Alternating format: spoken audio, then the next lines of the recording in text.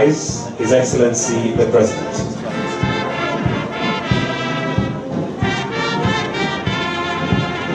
While we remain standing, we'll start with two anthems. The Kenyan National Anthem, followed by the East African Anthem. The Kenyan National Anthem.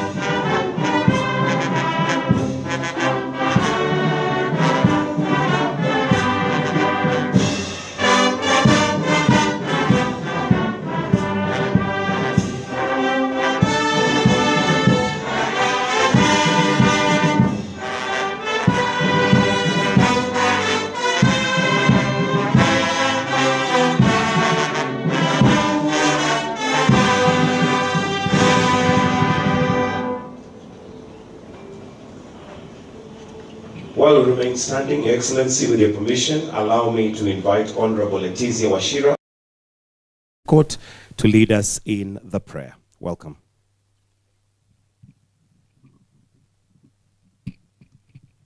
I will pray the Supreme Court ecumenical prayer. Almighty God, as we convene in this esteemed assembly, may wisdom and justice guide our deliberations. Grant us the discernment to uphold truth and integrity, and the compassion to embrace diverse perspectives. May our deliberations and decisions reflect the highest principles of justice, honoring the rights and dignity of all individuals.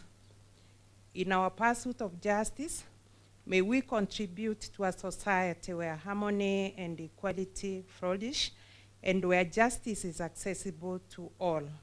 With reference to the rule of law and commitment to the promise of a better future, we unite in this noble endeavor. Amen. May I request that we take our seats?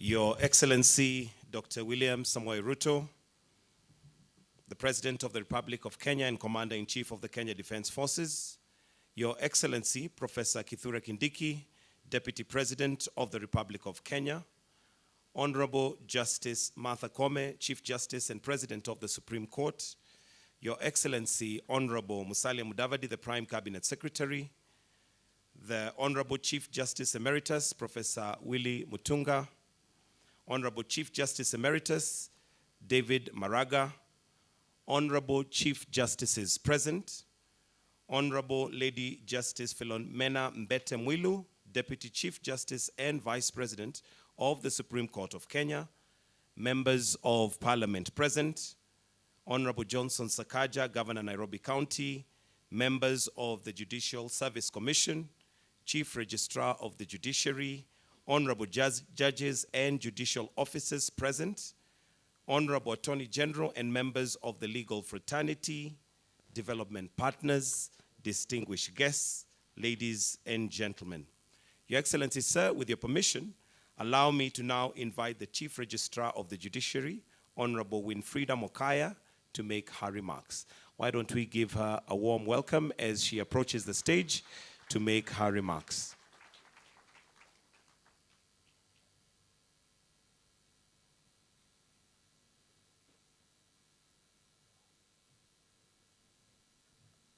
Another clap as she's coming, just to give her that boost of confidence. Welcome.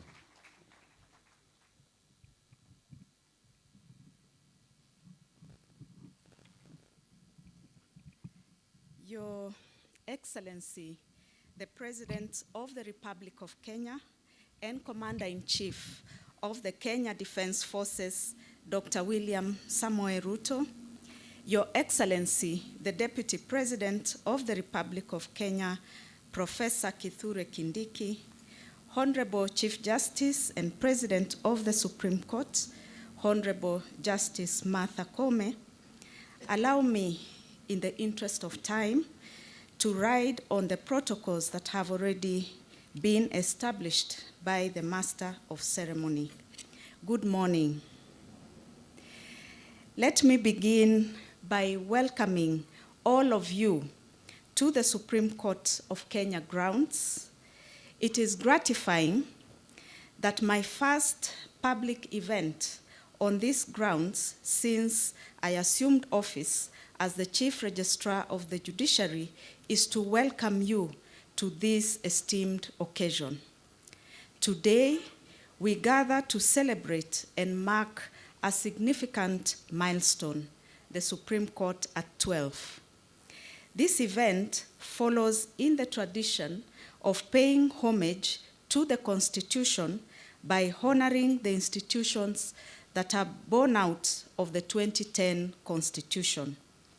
Notably, the Environment and Land Court commemorated its 10th anniversary, ELC at 10 in November 2022, and the Employment and Labor Relations Court also marked ELRC 10 in July 2023. Now it is the Supreme Court's turn as we celebrate its 12th-year anniversary. This is not to say that we have forgotten other tiers of courts, particularly the Court of Appeal and the High Court, which serve as cornerstones in the administration of justice in our institution. This celebration not only marks our achievements, but also showcases the enthusiasm with which these emerging courts honor their milestones, reflecting a dynamic commitment to their pivotal roles in our judicial landscape. In hosting these celebrations, we are determined to demonstrate that we are not merely an institution of rituals, but rather that we are a learning institution, one of deep thought and intellect, and one that is receptive and open to ideas, views, critiques, and criticism from the people that we serve. As the program of the Supreme Court at 12 shows, and the reports from past gatherings evidence, these occasions allow us to reflect and introspect on the judiciary's jurisprudential journey over the past decade and a half as we fulfill our constitutional mandate. Beyond our achievements in jurisprudence, we have responsibility to assess and enhance our institutional and organizational capabilities because it has a bearing on our performance. With this in mind, Your Excellency, and as discussed this morning, your attention was drawn to the need for a modern Supreme Court building, a space that would foster judicial discourse and provide an optimal working environment for our judges. We are currently in the process of a design competition for a modern Supreme Court building with contemporary design and the functionality required for its important judicial role. Your Excellency, you also noted this morning as you walked into this building that from the plaque that was at the entrance, that this building was put up in 1930. That is 80 years ago, before our new constitution. It therefore predates the constitution by nearly 8 decades, and today that is 93 years ago. The building is nearly a century old, and its architecture does not serve the present needs of the Supreme Court. Yes, it is majestic and externally imposing, but its internal design is far from being functionally adequate. The building does not embody the gravitas of the role of the Supreme Court as envisaged in the Constitution. Your Excellency, no one should leave this meeting with the impression that we want a new building because of the infrastructural developments that we are seeing in the other arms of government, such as the recently completed Bunge Towers, which is next door, or the refurbishment of the old chamber in Parliament to house the Senate, but rather, this is a proposal that stems from a genuine need to modernize our judicial infrastructure. For the last 15 years, we have concentrated our infrastructural development in the outlying and marginalized areas, but time has come to direct our attention to the Supreme Court, the Court of Appeal, and the Kenya Judiciary Academy, which have no proper home at all. We appreciate the high-level discussions that were led by Your Excellency this morning to the effect that we should have an engagement between the judiciary, executive, and the county government of Nairobi on this issue. Over the past decade, Your Excellency, ladies and gentlemen, over the past decade, the judiciary has received only 50% of its necessary funding, which has adversely affected its operations. Supporting the judiciary as a public good is crucial, and it plays a vital role in protecting individual rights, promoting economic stability, and maintaining a fair and orderly society. Ensuring adequate funding for the judiciary ultimately benefits everyone and strengthens the foundation of a healthy democracy. We want to change the philosophy that underpins budget allocations to the judiciary so that it is based on the number of judges or cases or the justice needs instead of an artificial or incremental basis. We need to introduce some science and empiricism in financing judiciary needs. Despite the challenges that we continue to grapple with, I take pride in the excellent support that the court's registry has provided to the judges since the court began its operations. The registry at the Supreme Court has successfully adopted technology in its processes, including e-filing, and has expanded its reach to 3 locations through sub-registries, and therefore enhancing convenience for court users. As we celebrate these milestones today, let us renew our commitment to justice and progress. In closing, I would like to extend my heartfelt gratitude to several key contributors to our celebration today. First is to our esteemed judges of the Supreme Court who have served since 2011, and the judges who are currently serving in the court, led by the Honorable Chief Justice as President of the Court and the Honorable Deputy Chief Justice as Vice President of the Court, for their vision in shaping our journey and paving the way for this momentous 12th anniversary. Secondly, to Honorable Lady Justice Njoki Ndung'u and Honorable Justice Isaac Lenaola, whose co-leadership of the organizing committee has been instrumental in bringing this event to life with such finesse. Thirdly, I recognize the dedicated members of the organizing committee whose unwavering support and meticulous attention to detail have ensured the success of our gathering today. To Honorable Letitia Wachira, Registrar of the Supreme Court, whose tireless efforts and commitment have transformed our vision into reality, making this celebration not just an event, but a memorable occasion. to our various registrars, directors, whose collaborative and relentless work behind the scenes helped to make this event a reality. To all the hard-working members of staff at the Supreme Court, the protocol team, media, transport, security, and all staff whose dedication and professionalism shine brightly in all that we do. And finally, to our generous development partners, whose steadfast support has been a cornerstone in strengthening the court's capabilities and enhancing our service delivery. I invite us now to join me in applauding all our judges of the Supreme Court, the President and Vice President of the Court, the Registrar, members of the Organizing Committee, and all that I have mentioned above for their contribution and dedication.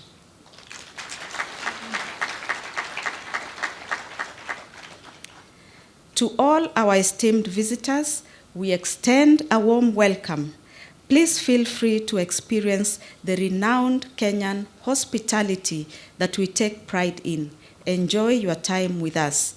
Thank you all for your commitment and passion as we move forward together, united by a shared purpose and a bold vision for the future. Let us continue to champion justice and uphold the values that define us. Asanteni sana.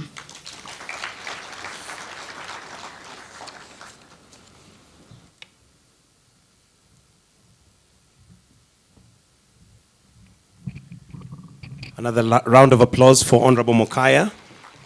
She's finished her statement with hospitality, so allow me, Your Excellency, with your permission, to now call on the Governor, Nairobi County, Honorable Johnson Sakaja, who's the host governor, to make a few remarks. Tumpigie makofi akija tafadhali. Karibu.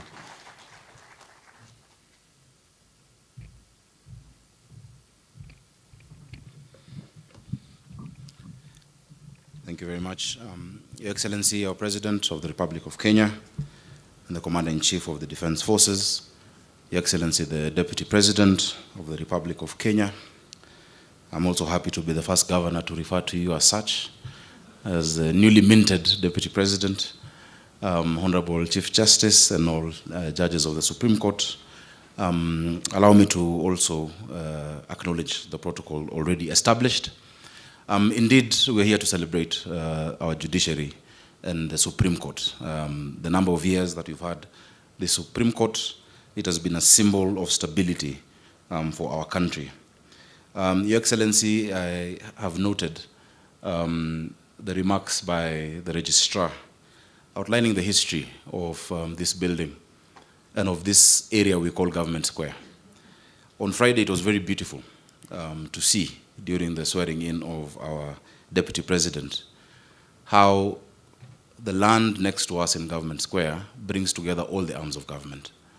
Your Excellency, the Speakers of Parliament walked across from the chambers. The Chief Justice and the Deputy Chief Justice walked across from this building. The Deputy President walked across from Harambee House, signaling the executive, the legislature, and the judiciary. And the Governor of Nairobi also walked across from City Hall, symbolizing devolution. Your Excellency, it is not just on Friday. This entire area has a history, and it began as a church. In 1903, where we have parliament buildings today, there was St. Stephen's Church. And it started as a wooden and tin structure. It was called the Tin Tabernacle. From 1903 until 1950, when the Tin Tabernacle moved, because at that point, the Africans were moved to Jogoo Road, to what we have as St. Stephen's, and the Europeans moved to what we call All Saints Cathedral. But before that, in 1930, this building was put up as the first symbol of government authority around here. After we had the the judiciary building here, in 1935, City Hall was built right next. So everyone else became a visitor after. Thereafter, in 1954, after the Tin Tabernacle had moved to Jogoo Road, is when Parliament building was put up, Mheshimiwa Kimani Ichung'wah. So you're our visitors. Between City Hall and the judiciary, we want to welcome you to Government Square. And then, of course, later on, Your Excellency, actually around 1940 50, in the 50s is when Harambee House was actually put up over here. I'm very happy with the suggestion that all these arms of government can now come together to really concretize this government square. When we saw that ceremony, I think all presidents should be inaugurated here. And we hope in 2027, Your Excellency, we shall come for your inauguration at Government Square. And that I'll also walk across as the governor of Nairobi at that point. Your Excellency, in 2015, I was a member of parliament and chairman of the Committee on Equalization of Opportunities and National Cohesion. We had gone on a trip to New Zealand to look at the history of the Maoris and the Europeans, and also Australia, the Aborigines and the Europeans, to see how they were able to come together. On my flight back, I sat next to a gentleman called Brian Johnson. Brian Johnson, because now you have to have small talk. We met in the lounge and said hi, then we realized we share a name, Johnson. And so just small talk, he told me he has a friend who has invested heavily in Kenya. This friend of his had been in Russia, he had been in Europe, he had put in investment, it didn't work out, and he had run into trouble in Kenya. And so when this gentleman learned that I was a member of parliament, he told me, why don't you meet our friend and have a discussion to see how you can help him. Those days I was a bit powerful. I was the chairman of the ruling party, TNA, so I felt I could help him. This gentleman came to my office at KICC on the 26th floor. We had a cup of tea. He spoke about how Kenya is a great country, how we should market Kenya more. And then he finished and said, thank you, we'll see you. And I told him, I thought you have a problem with your, what was called a little investment. He sat back down and told me, if you look at the amount of money we've invested in Kenya, if you look at the risk we've taken, if I needed to know somebody to sort out my problem, I would not invest in Kenya. This country has a strong judiciary. This country has the rule of law. My matter is in court. I am sure it will be adjudicated fairly. That gentleman, Your Excellency, is Steve Jennings, and his little investment is Tatu City. He did not want to know anyone, but he knew because you have a strong and firm judiciary, we have the rule of law. We have a court that can stop a presidential inauguration, and also a court that can quickly, swiftly, following the due course, swear in a deputy president. After other institutions have finished their work, Kenya is a destination for investment.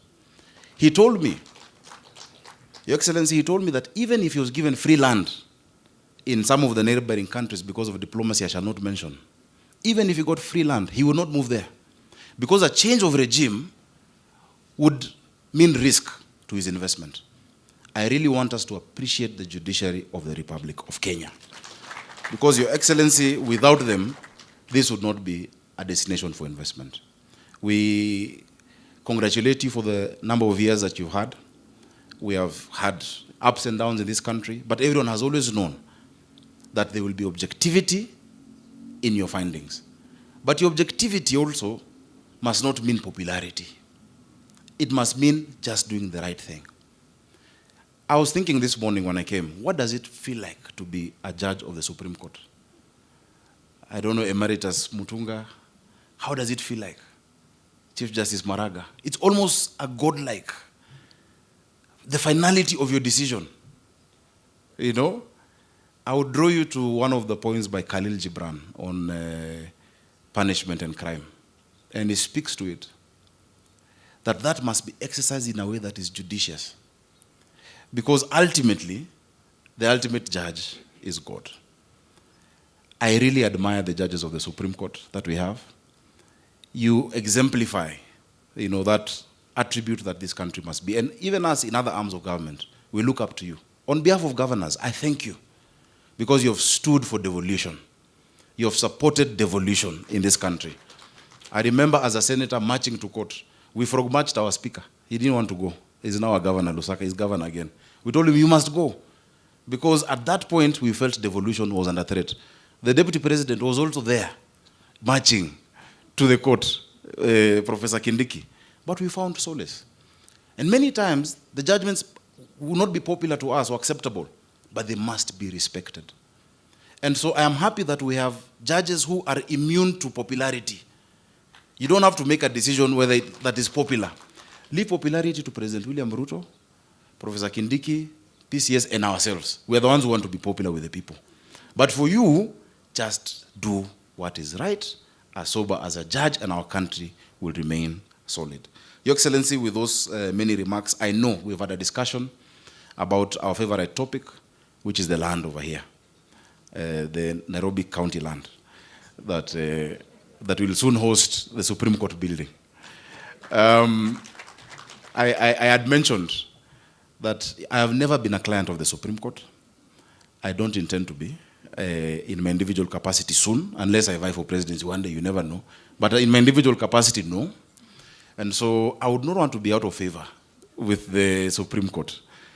The land over here, you have pronounced yourselves, and the Constitution Article 62 says all unalienated public land, as at the point of promulgation of the Constitution of Kenya, is vested with the NLC and with the county government. For us to do that proper allotment, following the procedures, to have a new Supreme Court building will be something that we'll all be proud of as a legacy of President William Ruto, myself, and the Chief Justice. So please count on our support. And also, Madam Chief Justice, you're the chair of our Nyumba Kumi over here, being the first resident. Please convene us once in a while. Convene your neighbors at City Hall, at Parliament, and at the Executive, even for a cup of tea. We'll be very happy to come. With those many remarks, Karibuni in Nairobi. I've been asked to welcome you to Nairobi, though I know all of you live in Nairobi. But I'm sure it feels nice to be welcomed by the governor of Nairobi every so often to your home. Asanteni sana, and may God bless you.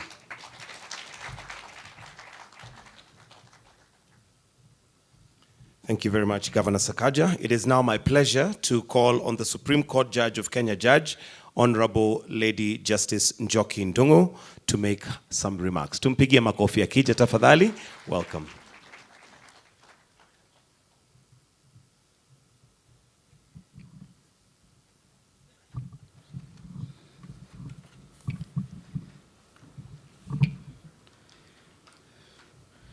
His Excellency William Samoei Ruto, President of the Republic of Kenya, the Deputy President, Honorable Professor Kithure Kindiki, the Honorable Chief Justice of the Republic of Kenya, Lady Justice Martha Koome, Honorable Chief Justices of various jurisdictions, Deputy Chief Justice Lady Justice Philomena Mwilu, Prime Cabinet Secretary,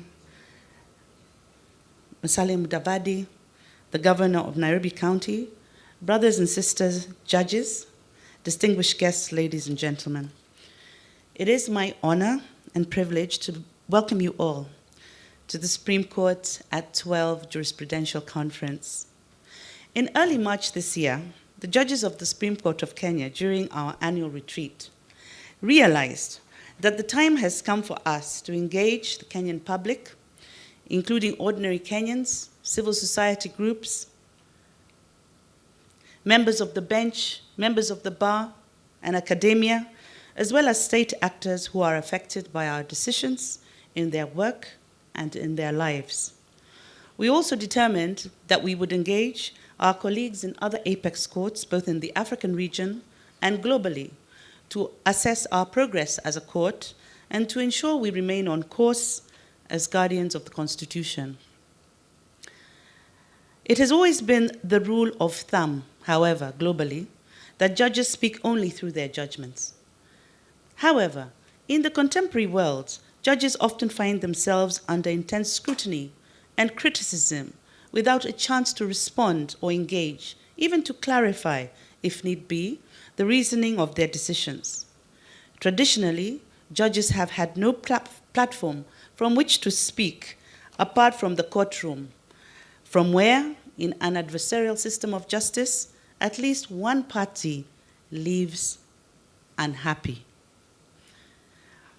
But this conference is therefore conceived by the desire to demystify the court's role and processes and to correct misconceptions about its mandate by deepening public understanding of the court.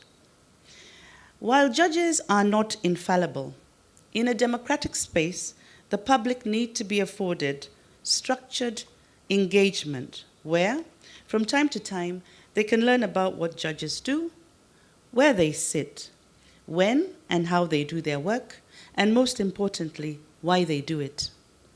This is the reason we are all here today and this week to share, to engage, to learn, and to reflect. Your Excellency, allow me briefly to reminisce on the history of our Constitution and in particular the evolution of the independence of the judiciary. Kenya's constitutional journey to date has been a fairly long and tedious process, from the Independence Constitution and to numerous amendments to it in 1964, and many from 1969 to 1991, and later in 1997. Many of those early amendments, particularly those before 1991, changed the character and tenor of the Constitution. Judiciary estimates were considered not independently, but we were considered a department, like the Office of the Attorney General. The security of tenure of judges was removed, drastically and adversely affecting judicial outcomes, with judges being appointed and dismissed at will by the president, and calls would come in at night from political actors directing what judges should do the next day. These were dark times indeed. Thankfully, this is no longer the case. By 1990, Kenyans were demanding for change, including opening up of democratic space, respect for human rights, accountable state institutions, and independence of judges. Comprehensive constitutional review, however, only began in 2000 with the appointment of the commission, the Constitution of Kenya Review Commission, of which my brother Isaac Lenaola was a commissioner. That commission worked on a draft bill that was subject matter to the Constitutional Conference at Bomas of Kenya. Your Excellency, you will recall that in 2003, you were a member of the Parliamentary Select Committee on the Constitution. I believe that is where you and I first made acquaintance. And as members of Parliament, we were both delegates at the Bomas Conference, which adopted the CKRC draft bill in 2004. It is the CKRC draft that first made provision for Supreme Court. Similar provisions were contained in the document that went to referendum in 2005, but failed to meet the required threshold and was rejected. Kenya then went into the 2007 election without a popularly adopted constitutional framework, and as a result, in part, the election of 2007 precipitated a political crisis as never been seen before. As part of the resolution of the peace process that followed, the Committee of Experts on Constitutional Review, of which I was a member, was appointed to harmonize all the previous bills and drafts and to seek the views of Kenyans on contentious issues. And as a result, the Constitution of Kenya 2010 was adopted by Kenyans through referendum. This Supreme Court was birthed by that Constitution, born out of the people's vision for an apex court that would stand as the ultimate guardian of the Constitution and as an impartial arbiter for the nation's most difficult legal challenges. The Constitution gives the court original jurisdiction relating to any challenge of a presidential election result, an advisory opinion to be given to government, an appeal from a judge that has been removed from office, and any challenge on the validity of the declaration of a state of emergency. Of these four original jurisdictions, Your Excellency, the only one we have never invoked is the one relating to a state of emergency. In addition, the court is bestowed with appellate jurisdiction to hear any appeals on the interpretation and application of the Constitution, and also in the instance where an appeal is a matter of general public importance. The inaugural bench of 7 judges of the Supreme Court were appointed in June 2011. I was one of them. 2 others, Justice Mohamed Ibrahim, Justice Smoky Wanjala, are also still in office.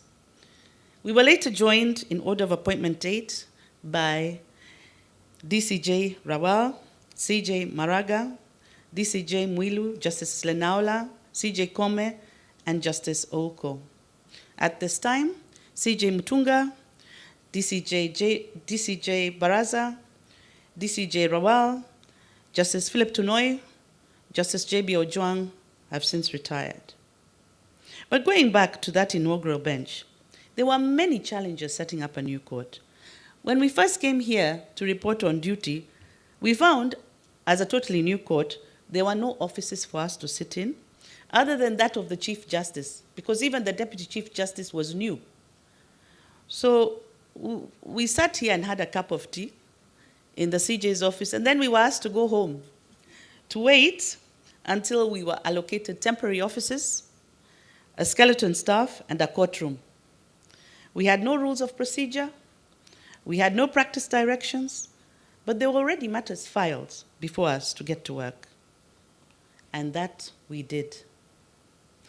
Over the last 12, now actually 13 years, the court has stood firm in its mandate, consistently asserting the principles of constitutional supremacy, sovereignty of the people of Kenya, and judicial independence. Challenges still, however, remain with regard to the principle of separation of powers, which guarantees judicial independence, particularly with regard to funding the judiciary as an equal arm of government, the attacks on judicial officers, and refusal to obey court orders. There is need, therefore, for checks and balances between the three arms of government without overreach or interference. Comity of the three arms of government is a cornerstone of our Constitution. Mutual respect is a necessary condition for the coexistence of the executive, legislature, and the judiciary, all who have one clear calling to serve the citizens of this great nation.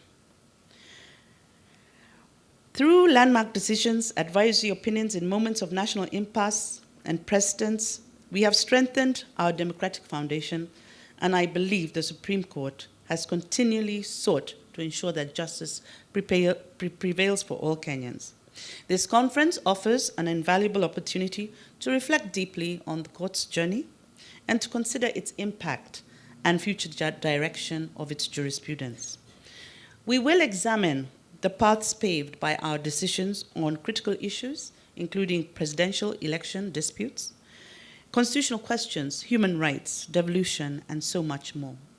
The range of conference activities include public lectures, panel discussions, moot courts, interactive exhibitions, and stakeholder engagements, where we seek to enrich understanding and encourage dialogue about the future of the Supreme Court. As we embark on this conference, may our discussions be rich and enlightening. May they inspire fresh perspectives and reinforce our shared resolve in upholding the values enshrined in our Constitution. I thank you all and welcome you all once again to the Supreme Court at 12 conference.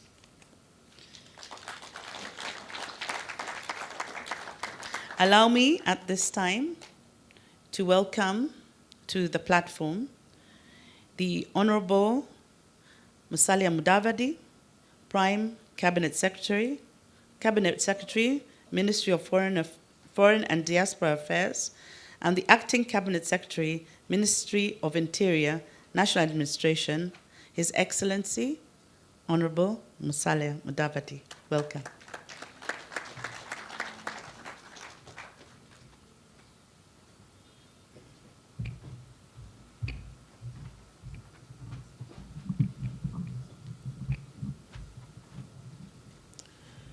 Your Excellency, the President of the Republic of Kenya, Honorable William Samoei Ruto, Your Excellency, the Deputy President, Professor Kithure Kindiki, the Honorable Chief Justice Martha Koome, esteemed judges present, and our Chief Justices Emeritus, Professor Willy Mutunga and Justice Maraga, distinguished participants, guests, colleagues, ladies and gentlemen. When you have a privilege to speak to such an audience, you don't want to have anything that is off record.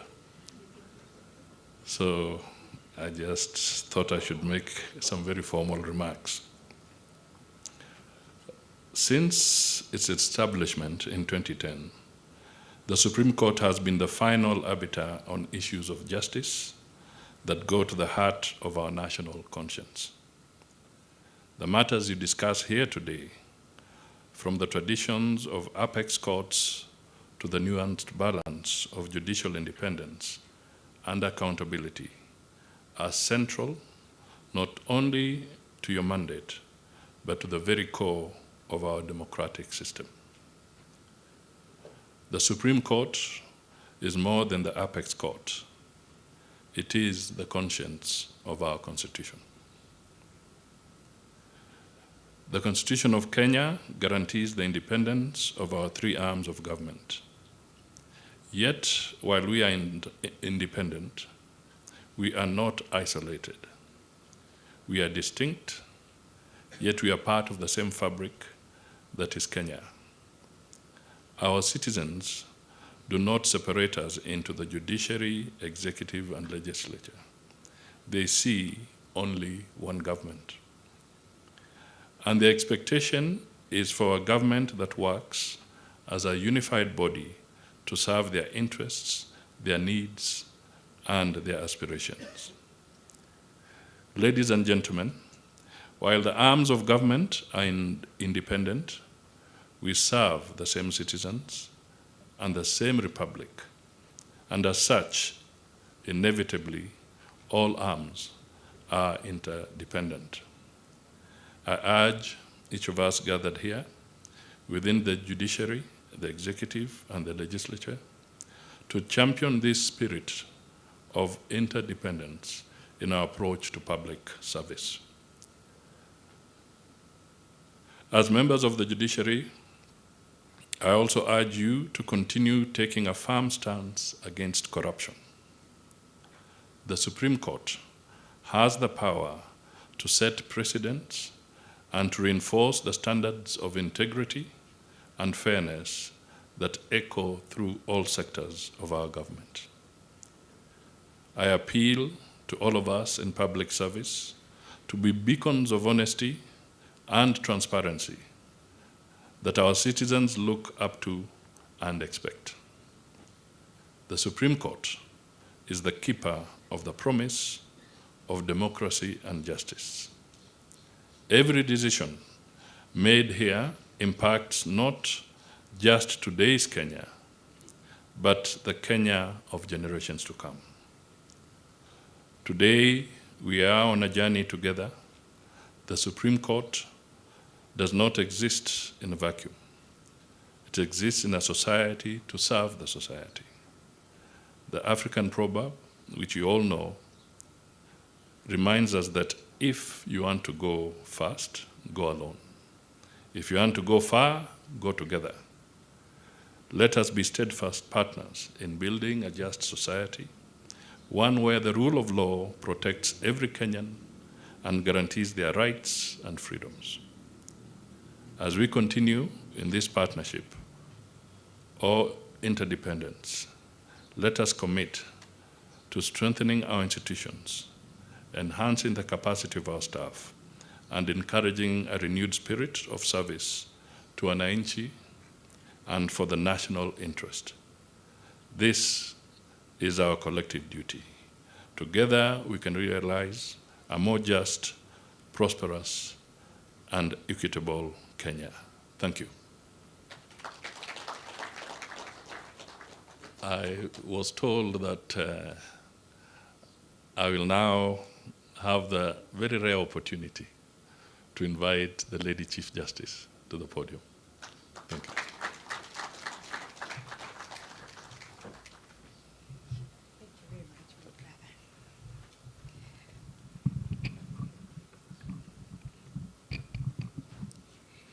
Your Excellency, Dr. William Ruto, President and Commander-in-Chief of the Kenya Defense Forces, Your Excellency, Professor Kithure Kindiki, Deputy President of the Republic of Kenya, Chief Justices Emeritus, and our visiting Chief Justices, Your Excellency, Prime Cabinet Secretary, Honorable Musalia Mudavadi, Allow me also to acknowledge the protocol that has been set and abide by it, and recognize my brother and sister judges from the Supreme Court, from all the courts, and all the visiting justices, and our esteemed members of the Judicial Service Commission, distinguished delegates, ladies and gentlemen, good morning. On behalf of the Supreme Court of Kenya, I am most delighted to welcome you all to this conference as we commemorate 12 years since the establishment of the Supreme Court of Kenya. Allow me to particularly single out for special mention and recognition my brother and sister Chief Justices and judges from other jurisdictions who have traveled from across the continent and the world to join us for this conference. Let us appreciate our esteemed guests.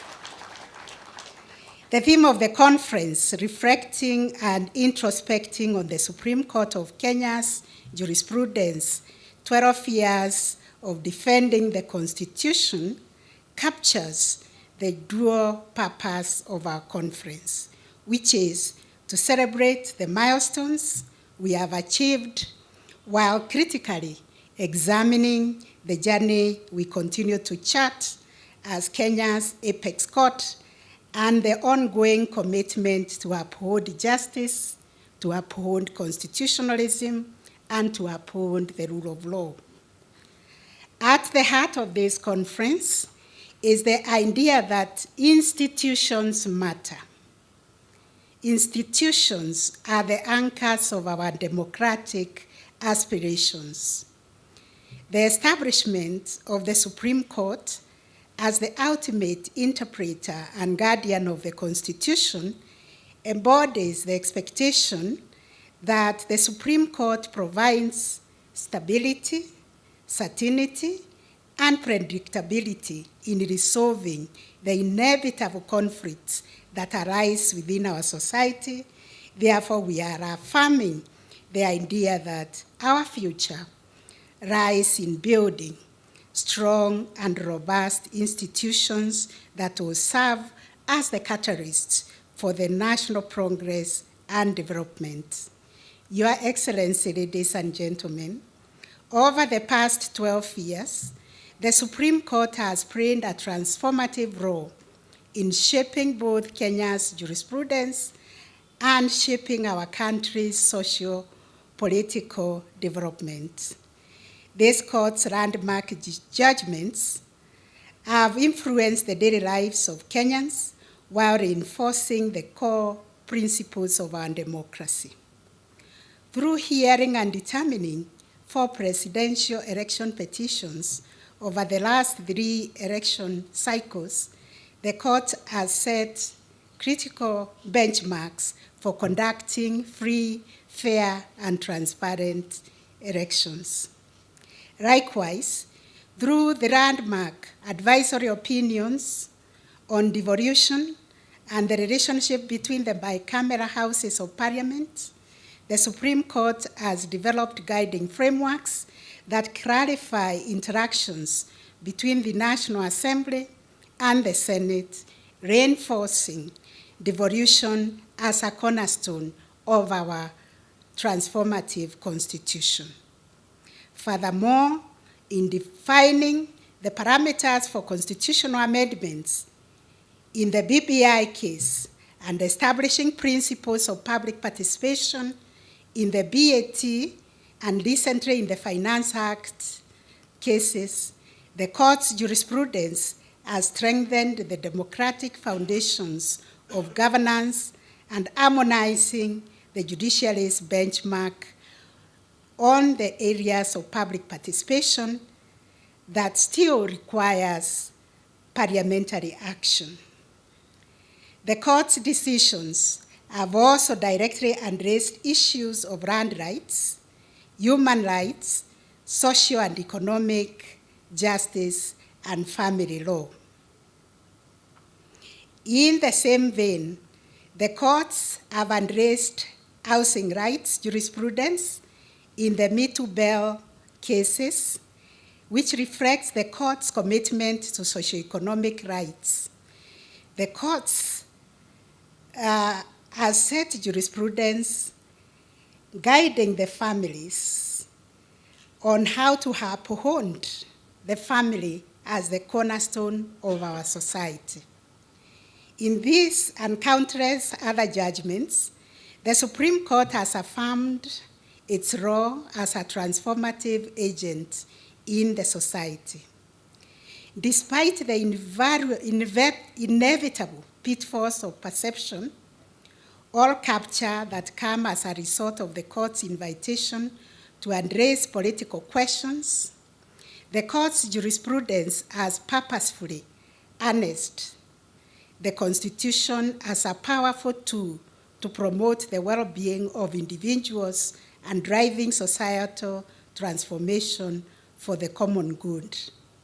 Notably, the decisions of the Supreme Court of Kenya have garnered significant respect and citation across the region and beyond. This recognition in the global legal community underscores the court's maturity into a respected institution whose well-reasoned judgments contribute to the evolving discourse on the law and justice worldwide. Your Excellency, ladies and gentlemen, the journey of the Supreme Court has not been without challenges, as explained by the Honorable Lady Justice Njoki Ndung'u. But as we strive to deepen jurisprudence and protect the Constitution, the court is often called to balance divergent interests and expectations while upholding the law.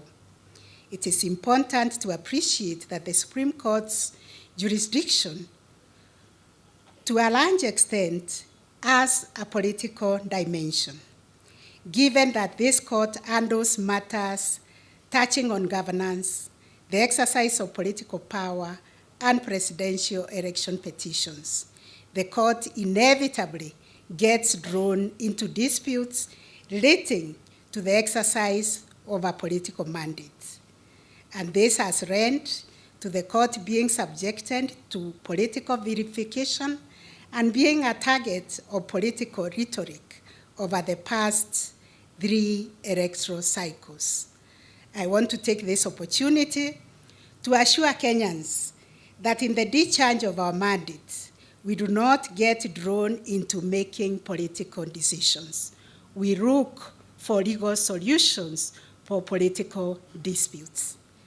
The judges are politically neutral and are concerned with only determining the legal and evidential issues before the court, irrespective of their political ramifications. Going back to the history that informed the jurisdiction vested in the Supreme Court, particularly the exclusive jurisdiction to hear and determine presidential election disputes, there is need to sustain public confidence and trust in the Supreme Court. Without a court to turn to for resolving political disputes, our country will risk being left without an institution to arbitrate and resolve these disputes that involve politics and governance. And these disputes have the potential to tear down the country.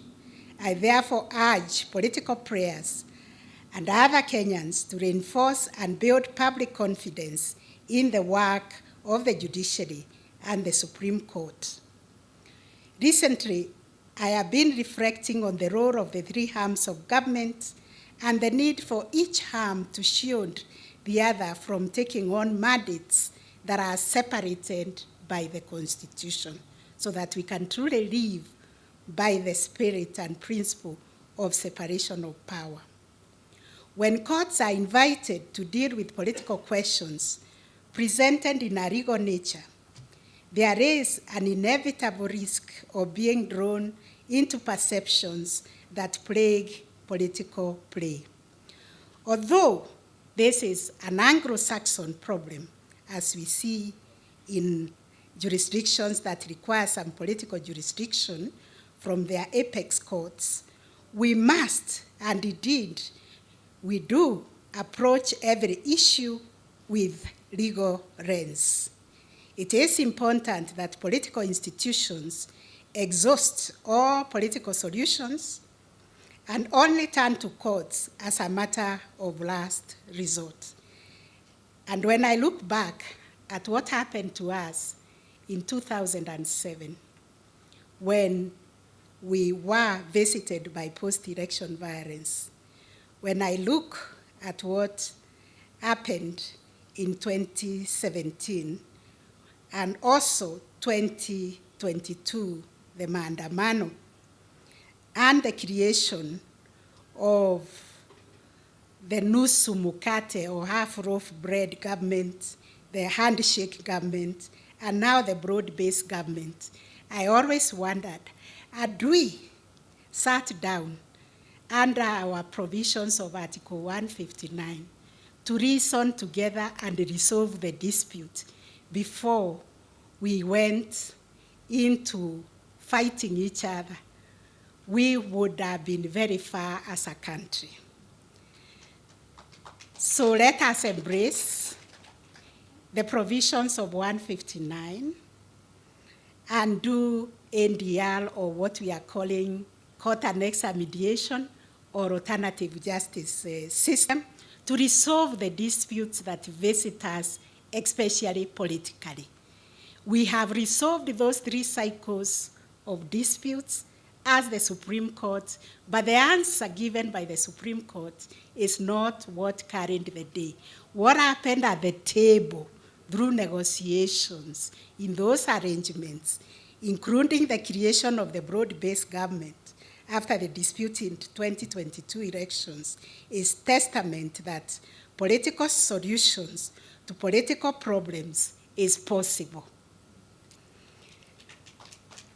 Although courts remain ready to delve into complex legal issues arising out of political processes, we must require all institutions to exhaust constitutional alternative dispute resolution avenues to strengthen the cohesion in our society. In today's rapidly evolving world, new dynamics continue to reshape the legal, political, and social landscapes in which we operate. Challenges such as deepening social inequality, the urgent realities of climate change, political competition, which introduce complex issues that demand careful navigation and thoughtful judicial responses. The advent of emerging technologies also bring both opportunities and risk, particularly in the realm of information, misinformation, and disinformation, especially as they proliferate through social media and have the potential to influence public opinion, disrupt democratic processes, and even affect judicial independence. For the Supreme Court to continue fulfilling our mandate effectively, close interinstitutional and collaboration and support are vital. Upholding the rule of law and protecting constitutional rights is a collective responsibility that calls for cooperation and respect among the judiciary, the legislature, and the executive, and other state agencies. I therefore call on collaborative relationship that will strengthen our resilience of our legal system and allow the Supreme Court and the wider judiciary to serve as a true pillar of justice. As an institution of this stature, we rely on the support we receive from the members of the public. Through their confidence, we are also able to serve the Kenyans while aware that the mandate we exercise comes from them. Through this conference, we are also honoring the work of distinguished men and women, justices past and present, who have contributed to building the jurisprudence of this court. Each justice, as Justice Joki has enumerated, has shown that the tremendous responsibility of safeguarding the Constitution and ensuring that justice is served without fear, favor, or prejudice. I can say it publicly that the justices of the Supreme Court are men and women committed to upholding the values and principles of our Constitution. This commitment is not merely rhetorical. It is a responsibility that each of them carries, and one that we do not take lightly. Their work is often solitary and demanding, yet they consistently uphold their judicial oath and do so with honor and integrity.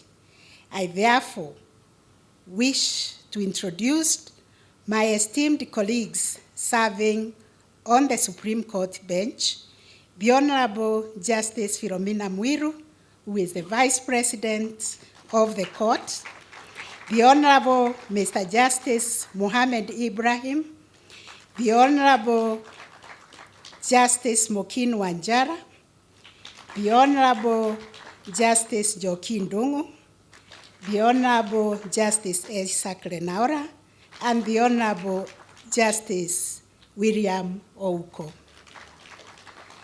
I am also privileged to introduce past justices of the court, led by our Chief Justice, retired Justice Professor Willy Mutunga, the first president of the court. The Honorable retired Justice David Maraga, the second president of the court. Honorable retired Justice Dr. Nancy Mbalasa, the first vice president of the court. I introduce in absentia the retired Justice Kaupana Lawo, the second vice president of the court, the Honorable retired Justice Dr. Philip Tunoi, and the Honorable retired Justice Professor J.B. Ojwang. It is these men and women, the current and the former justices of the court, whose jurisprudential contributions have been instrumental in building a legacy of justice and constitutional fidelity that is associated with the Supreme Court of Kenya.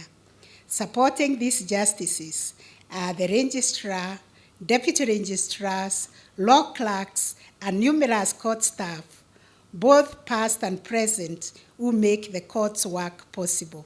Their efforts behind the scenes are indispensable, for they ensure that the Supreme Court can fulfill its mandate to the highest standard.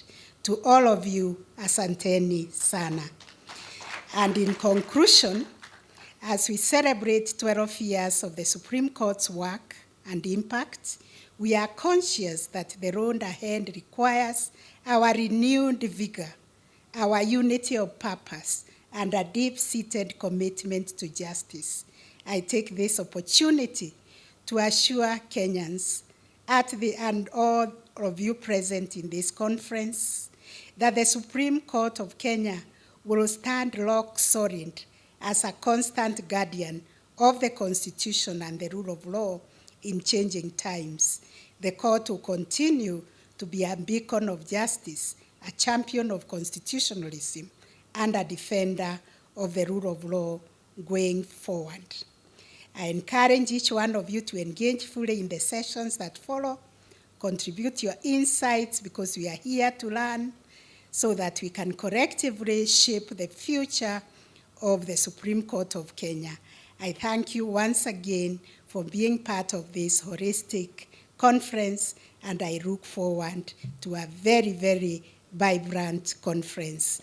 And with those remarks, ladies and gentlemen, Your Excellency the President of the Republic of Kenya, it is my honor, a very, very singular honor, for me to invite His Excellency the Deputy President, Honorable Professor Kithure Kindiki, to come and give his remarks. Thank you very much.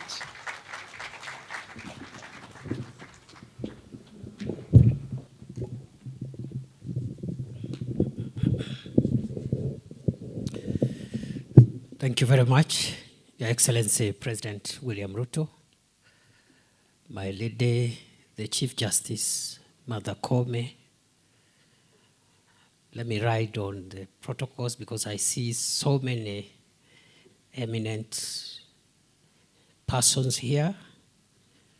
But with the permission of the President, I could just mention, the AG was not mentioned. I think I didn't hear. AG is here, and DPP Renson Ingonga, AG Dorcas Oduor, and the leader of majority in the National Assembly, Kimani Ichung'wah, among other very senior and eminent persons present here.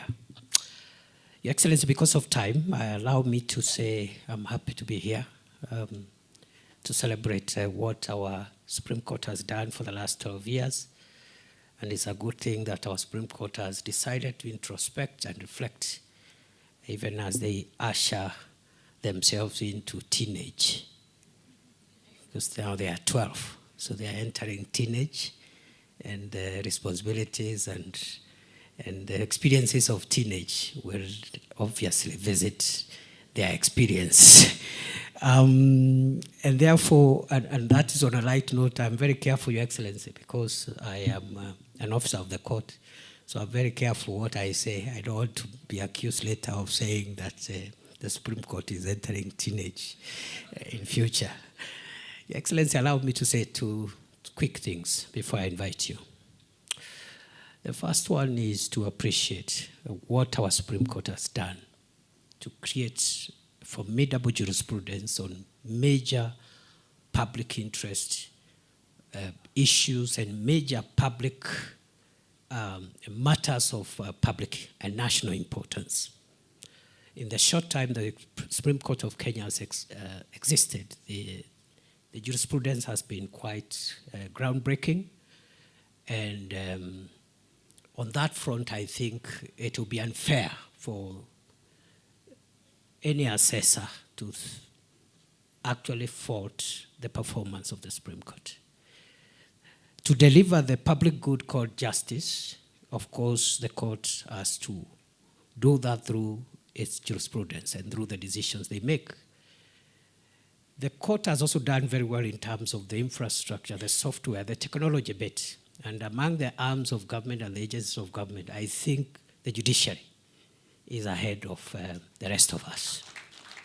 I remember my Lord Chief Justice Maraga when we were confronted with the predicament of COVID, issued certain rules, which we now call the Maraga rules, practice rules, which actually made justice, faster, more efficient, more convenient, even if we were all locked down by this public health emergency called COVID. And even after COVID lapsed, it appears that the way of the future in the administration of justice will be through the virtual courts and making sure we spend little time or as less time as possible in physical engagements in courtrooms. So again, on the issue of technology and the software for delivering the jurisprudence or delivering justice, the Supreme Court has done a good job. The only little thing where perhaps there is a need to make progress, and I've already heard from our leadership, the Chief Justice and the other speakers, progress is being made. I am also aware, Your Excellency, you shared a high-level discussion around that subject matter, the issue of physical facilities for the court, because that's the area where perhaps the Supreme Court needs to make sure they have a modern physical infrastructure for delivering justice. And other than that, I think on a fair assessment, the court has done a good job. The second and last issue, Your Excellency, I want to mention is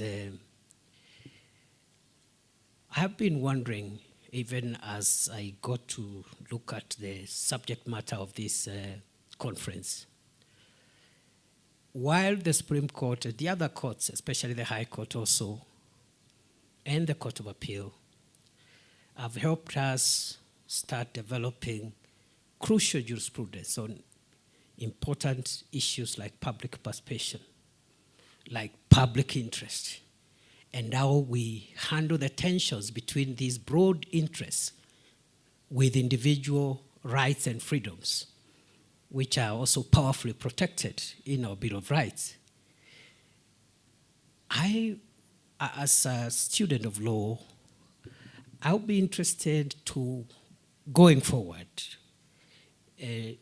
hear or learn what the Supreme Court and the other superior courts will tell us about, beyond public interest, whether there are other higher interests. And I'm saying this with a bit of bias, Your Excellency, because it's in the public domain. I'm the immediate security minister for our country after you appointed me 2 years ago.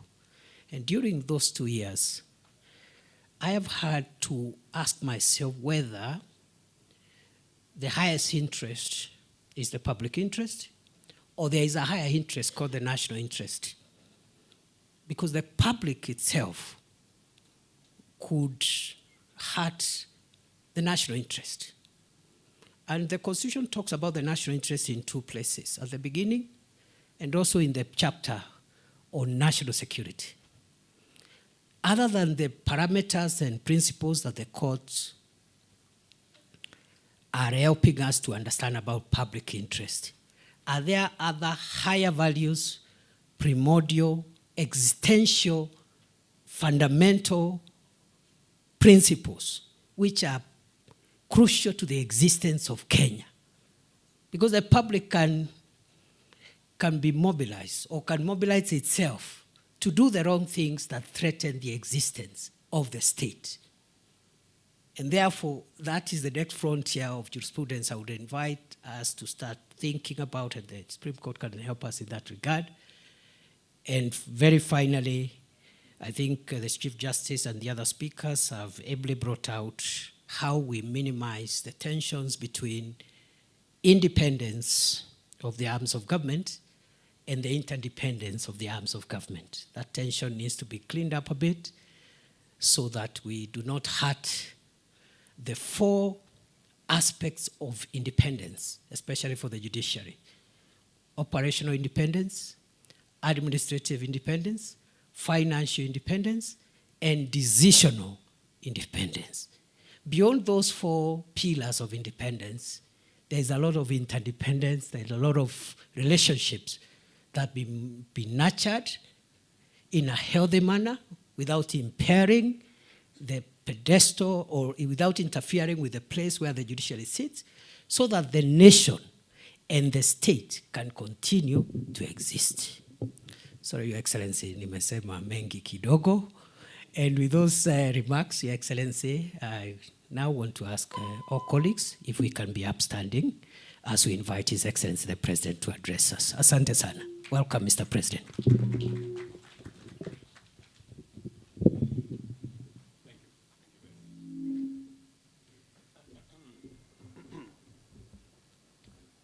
Thank you very much, Mr. Deputy President.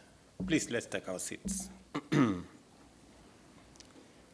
Mr. Deputy President, Your Ladyship, the Chief Justice of the Republic of Kenya and President of the Supreme Court,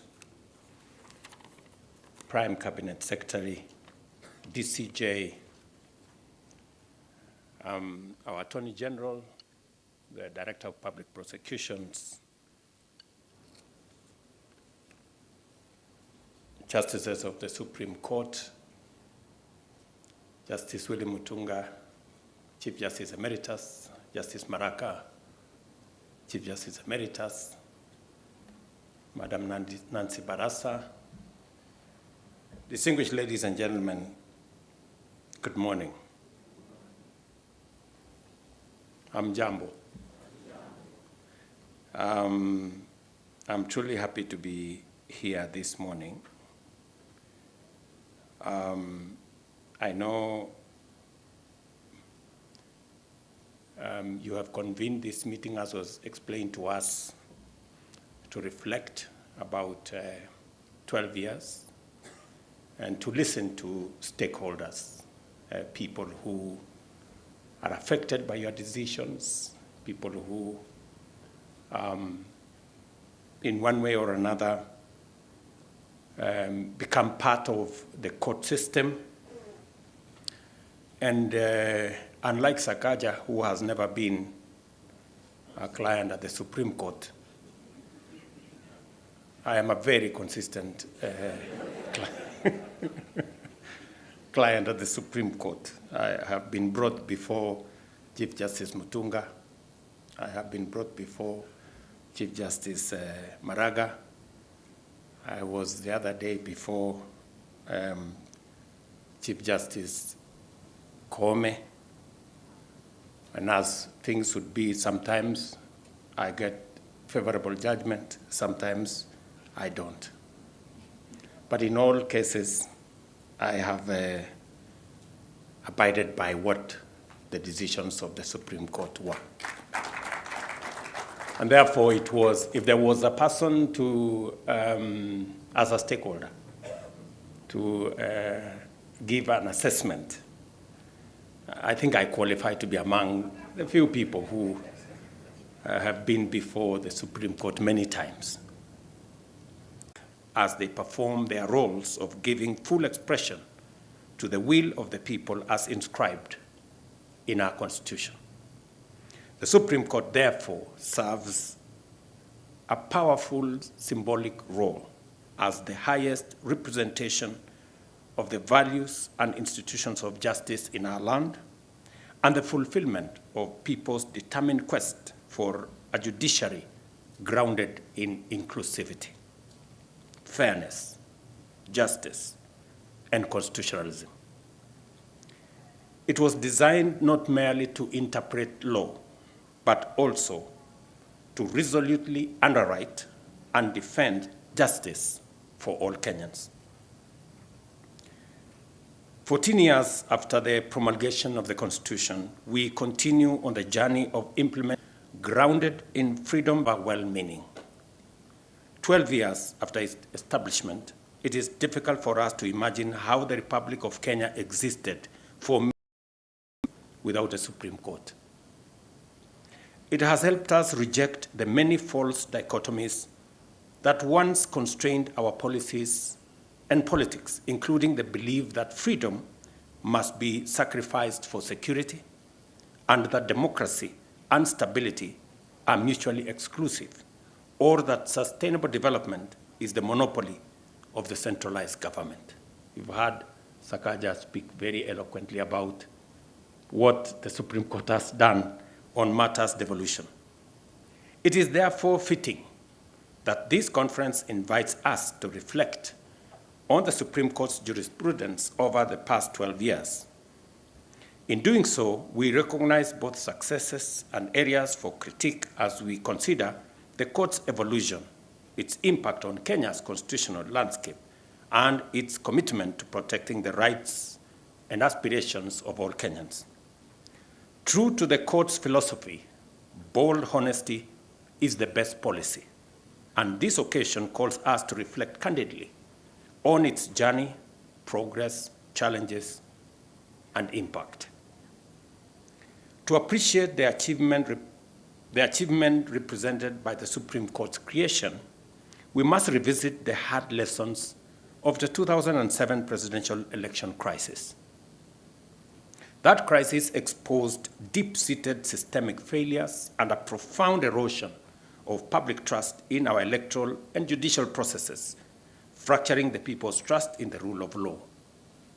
Consequently, a disputed election outcome triggered underlying conflicts that nearly drove the nation to the brink of almost total collapse. It was realized then that rebuilding trust and restoring faith in the rule of law was indispensable and that a credible, authoritative mechanism for resolving presidential election disputes was the only way to prevent elections from threatening rather than renewing our nationhood. The 2010 Constitution, therefore, established the Supreme Court as a unique institution with hybrid jurisdiction, symbolizing its special status. Its exclusive original jurisdiction over presidential election disputes is a legacy of the 2000 never again moment. Its hybrid appellate jurisdiction, which depends on the existence of a unique issue deserving authoritative determination by the court, aims to restore confidence in the judiciary, while its advisory mandate enables state organs and county governments to seek authoritative guidance on best practice for policy formulation and also policy implementation. The body of work that the Supreme Court has developed over the course of the 12 years is expansive, meaningful, and authoritative. It would be tedious for me to dissect all of the outputs today, and in any event, my very able Attorney General is here to do that for me at a later occasion. Suffice it to say, the court's jurisprudence demonstrates its capacity to address complex issues, clarify the law, stabilize policy, and meet the expectations of the people of Kenya. There is no doubt that the Supreme Court has not been short of critics during the past 12 years. Its decisions have been and will be debated and dissected vigorously, and in a number of cases, disagreements will linger for long. Nevertheless, it would be unduly pessimistic to overlook the court's clear efforts to interpret the Constitution with wisdom, reinforcing pillars of democracy, justice, equality, freedom, good governance, accountability, and the rule of law in a very robust way with immense clarity. Sometimes citizens, including myself agree, sometimes we don't, but we are bound to respect. It has pronounced itself on a broad range of pertinent issues across legal landscape, and in so doing entrenched certain principles and values as non-negotiable procedural and substantive elements of good policy. It is because the court has been emphatic in its dispositions and firm in its guidance of subordinate courts that Kenyans are confident that their rights are intact and due process is indispensable. In turn, this confidence has fostered courage, openness, and vigor in our society, values the Constitution envisioned for the Supreme Court and the judiciary in terms of being faithful to what the Constitution expected of the judiciary. We can confidently say you have passed the mark. It is therefore quite fair to say that the court has stood as a faithful custodian of our Constitution, a defender of fundamental rights, and a pillar of democracy.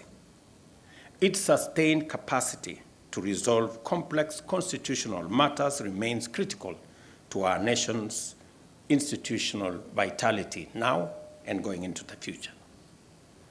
Even as we celebrate the court's achievements, we must recognize that there remains some way to go for us to reach the Constitution's promised land, that the pursuit of justice is unending, and that as long as we are free and a democratic nation, competition and disagreement will require resolution. And therefore, you must always be present, alive, with clarity to resolve. The Supreme Court must continue to evolve, maintain ideological clarity, intellectual rigor, and remain connected to the lived experiences of all Kenyans. A forward-thinking, innovative, and responsive court is essential for addressing the complex challenges of our time. Allow me to just say something in that context, especially on the paragraph I've just elaborated, that we live in a very dynamic world. And it's not always that I find an occasion where I am before the Chief Justice, DCJ, all the justices of the Supreme Court. And as a citizen, to try and, speak to some of the issues that sometimes, engage my mind. And one of the issues that I would want to say is, in this complex and dynamic space, and as was said very ably by the Chief Justice, where you have social media, you have, all manner of pressures, sometimes from anonymous people, anonymous, characters, and let me not abuse anybody.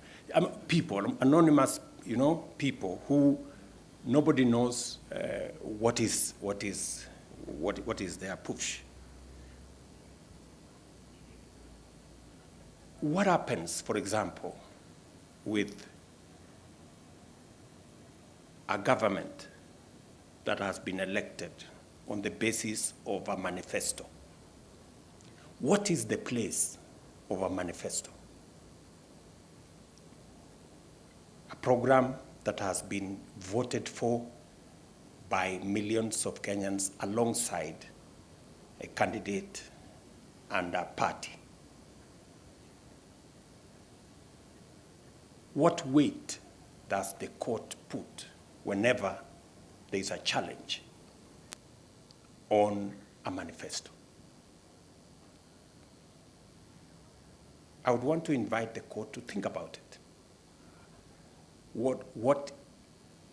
How do you respond to litigants, individuals, that challenge a policy and a manifesto position canvassed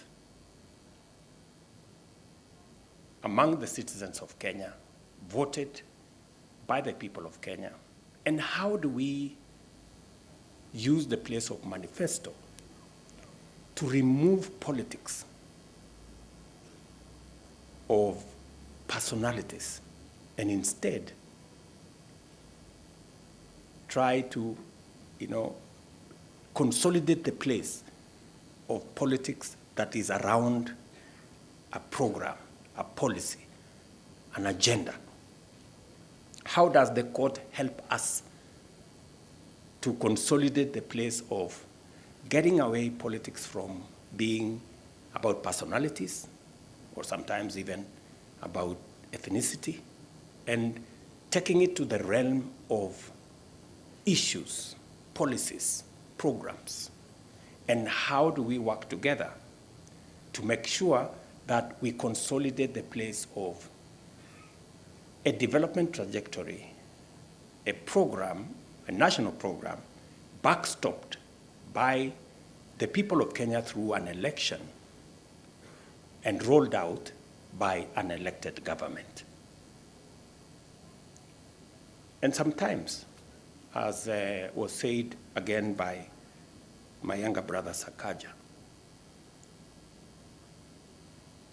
if you have a program canvassed by a political party, a government,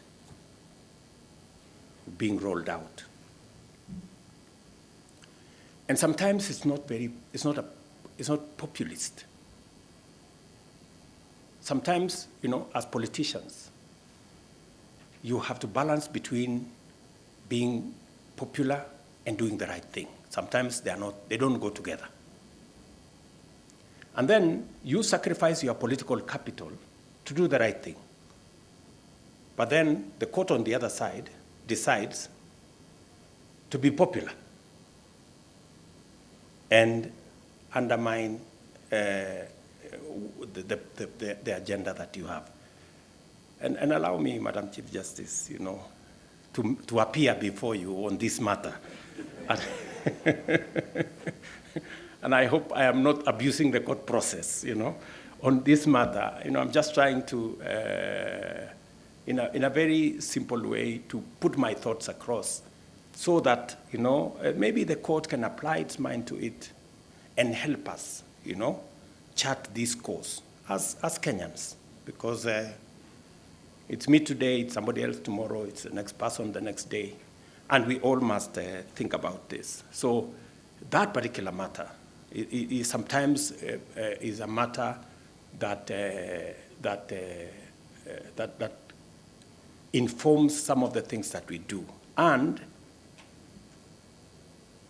I am a layman, but we're told that the court also makes decisions. Sometimes they have to factor in public interest. Where does public interest, populism, playing to the gallery, where is that? How do we nuance it so that it is managed properly and we don't drop the ball? So this is just thoughts, and I'm really happy that Madam Chief Justice has said it clearly that we need to consult more, as institutions. What has become clear during the course of constitutional implementation and in the life of the Supreme Court is that notwithstanding the principle of separation of powers and the need for checks and balances, cooperation between organs of government and among state institutions is necessary, is also desirable, and this is for the promotion of national interest and constitutionalism. And that brings me again to the matter that was canvassed by my deputy here.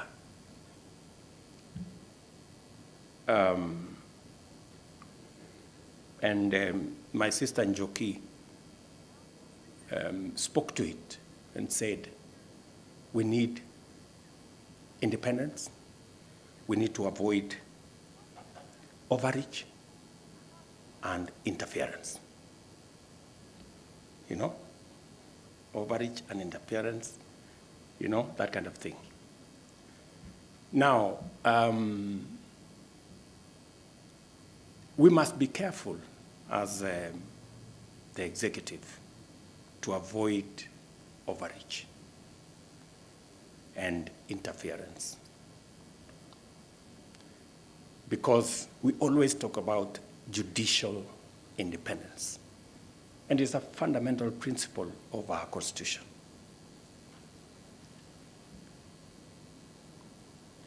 And there's a remedy for executive overreach, because the judiciary will do something about it. But what happens when we have judicial overreach and judicial interference? Who will help us to resolve it? I know these are, and I hope I'm not making difficult things here.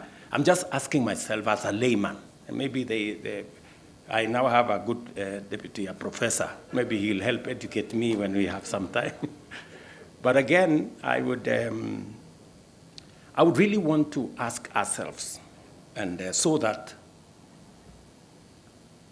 as we restrain ourselves as the executive, not to interfere, not to overreach on matters that are in the purview of the judiciary or other arms of government for that matter.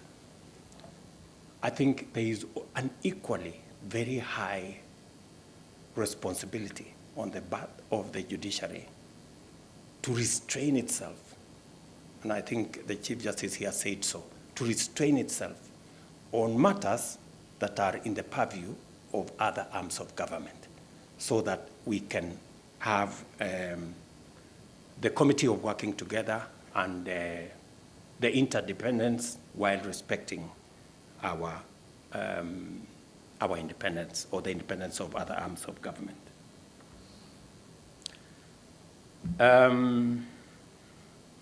Such moments are rare, you know, when you have the ears of the judiciary.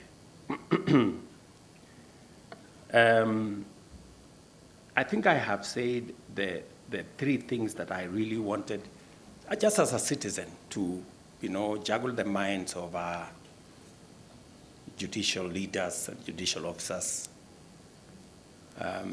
so that we can work together in this space. Effective collaboration, this is what I'm talking about, in the national interest. And you heard my deputy say, you know, there is public interest, which sometimes is about maybe what the social media has said. What the social media has said, is it public interest? What is it? You know, we need to, there must be a balance. And then there is national interest. These are propositions that we need to think about so that we can carry it along in our jurisprudence and also in our life as a nation. No single institution or organ is entire of itself or viable in isolation. I'm encouraged by the increased confidence with which various arms of government are exploring areas of partnership and collaboration. And by so doing, we are breaking long-standing barriers to unlock the power of institutional synergy. There's a lot that we can achieve through institutional synergy, finding ways that we can make all the institutions work.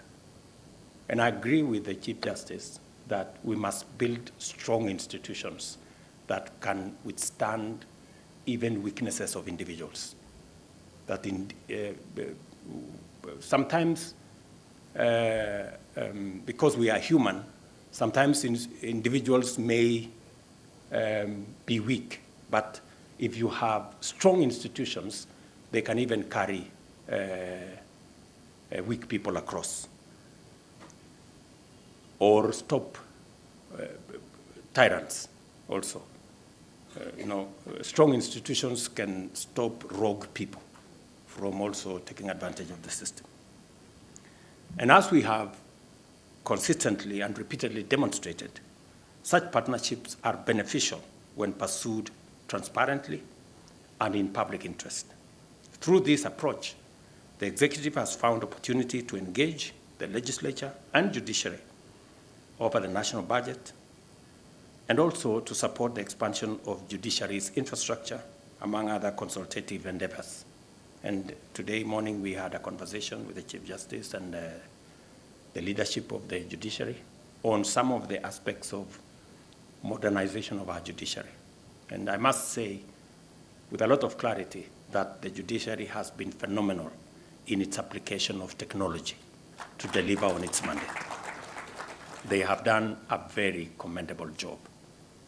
That e-filing and making sure that even decisions can be made online has really enhanced the efficiency of the judiciary. And the rest of government need to come along. I hope that the judiciary will assist the other arms of government in appropriating and using technology to deliver on their respective mandates. I know, for example, that KRA is working on how to deploy technology to eliminate, contacts and corruption in judiciary, in the collection of taxes. And I really want to implore the judiciary to assist the other arms of government in using technology so that they become as efficient in collecting taxes as you have become efficient in executing your mandate. We remain committed to partner with the judicial and legal fraternity in building a more accessible, empathetic, and efficient judicial ecosystem which delivers justice to all in a timely, fair, effective, and accessible manner. Each branch of government plays an important role in supporting the Supreme Court as it leads the judiciary in delivering justice. We are committed to working alongside the judiciary to continue developing a judicial system that honors the aspirations of Kenyans and upholds our Constitution, reinforcing the foundations of our democracy. We must work in unity and with a singular sense of purpose to ensure that the Supreme Court remains a shining beacon of integrity, a trusted guardian of our rights and freedoms, a champion of the rule of law, and a leading force in producing progressive jurisprudence, not just in our country, not just in our continent, but also globally. Beyond serving as the ultimate arbiter, the Supreme Court is a driver of national development. Its decisions shape our institutional framework, define our socio-economic landscape, and guide our path towards an equitable society where justice underpins our development. And I would implore us as we make decisions, we must keep this society equitable, Kenya equitable. The Constitution demands of us in Article 43 on economic and social rights. How do we bend backwards to carry everybody on matters health, on matters housing, water, and access to public services? How do we make sure that we leave nobody behind? I think as we make those decisions, whether in our judiciary or in our executive or even in the legislature, we must keep an equitable Kenya in our thinking. In guiding our institutions to articulate the national values and principles of government as coherent parameters of sustainable development, the Constitution designates the Supreme Court as the umpire charged with auditing policies to ensure that they promote inclusive growth and economic empowerment. When it supports access to essentials like health, housing, and education, it strengthens the foundation for inclusive policies that uplift communities and break poverty cycles. As recognized and amplified by the Supreme Court itself, the greatness of our nation is based on fidelity to the Constitution and the rule of law. Our commitment to constitutionalism and the rule of law is the bedrock of Kenya's quest for prosperity. Consistent and fair application of the law builds trust, encourages civic responsibility, and fosters social cohesion. By championing a jurisprudence that simultaneously upholds fundamental rights and freedoms while supporting development, the Supreme Court helps Kenya achieve Vision 2030 and also our bottom-up economic transformation agenda. I congratulate the court on its 12 years of steadfast growth, and without a doubt, it has now matured into a respected constitutional authority and fountain of progressive jurisprudence. I encourage the court to sustain its progress and become a global beacon of judicial wisdom, constitutional clarity, and foster developmental dynamism. May this conference inspire deeper reflection and introspection on the Supreme Court's role in national transformation and energize all participants in their pursuit of a more just and equitable Kenya. And let me commit, as I did to the leadership of the judiciary, that the executive, we will play our role, we will support the judiciary within the constraints that we have in our finances. We will go out of our way to support the requests that have been made by the judiciary on matters to do with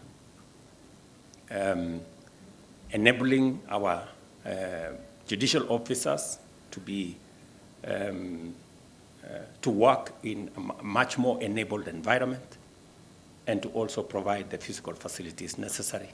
And I'm very happy that the governor of Nairobi has agreed that we will work together to make sure that there is a new place for the judiciary and for the Supreme Court. Asanteni sana. God bless you. God bless our great country, Kenya. Thank you very much.